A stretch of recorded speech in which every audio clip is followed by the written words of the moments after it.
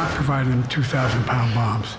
They cannot be used in Gaza or any populated area without causing great human tragedy and damage.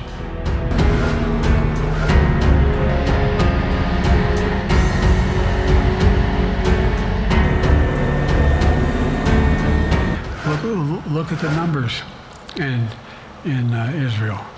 I mean, my numbers are better in Israel than they are here. The answer is, as you recall, from the very beginning, I went to Israel, but I also got immediate contact with al-Sisi in Egypt. I met with the King of Jordan.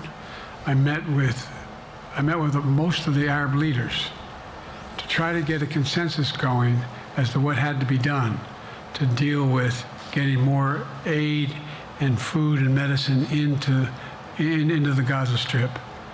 And we pushed it really hard.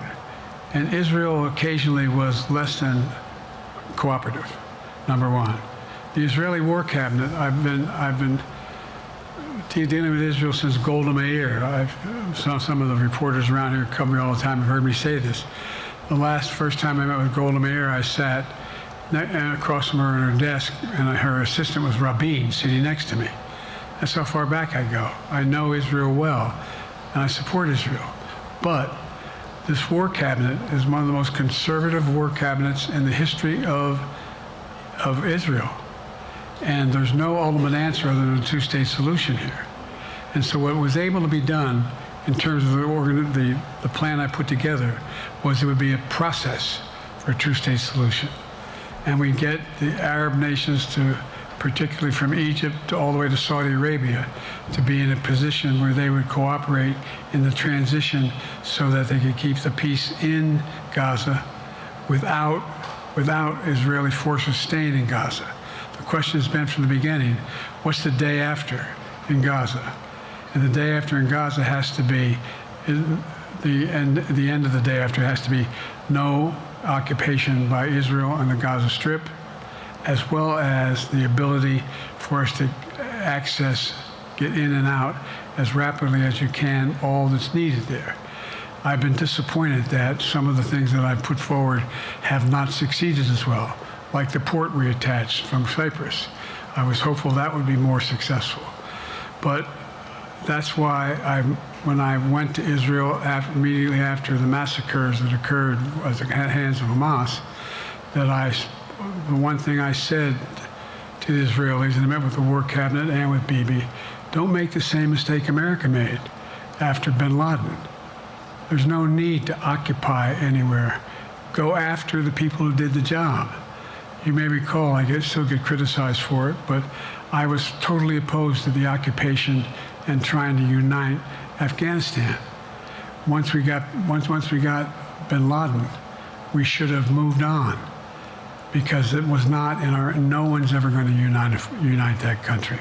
I've been over every inch of that, not every inch, the entirety from the poppy fields all the way to the north. I said, don't make the same mistake we made.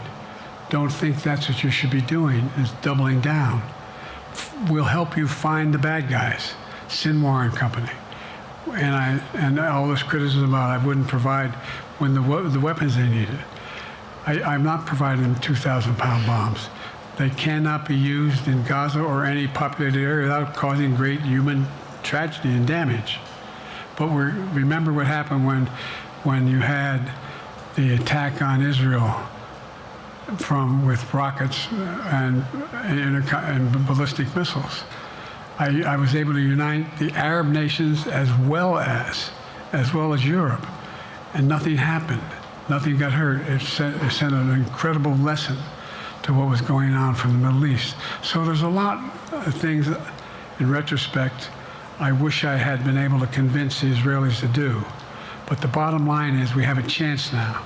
It's time to end this war. Doesn't mean walk away from going after Sinwar and Hamas. And if you notice, you know better than most, there is a growing dissatisfaction on the West Bank from the Palestinians about Hamas. Hamas is not popular now. And so there's a lot of moving parts. I just have to keep moving to make sure that we get as much done as we can toward a ceasefire, and get those. And by the way, look at the numbers in Israel. I mean, my numbers are better in Israel than they are here. But then again, they're better than a lot of other people here too. But anyway. From breaking news, detailed analysis, in-depth interviews and explainers, follow the Times of India. Subscribe to our YouTube channel. Don't forget to like our videos and hit the bell icon to stay updated with the latest.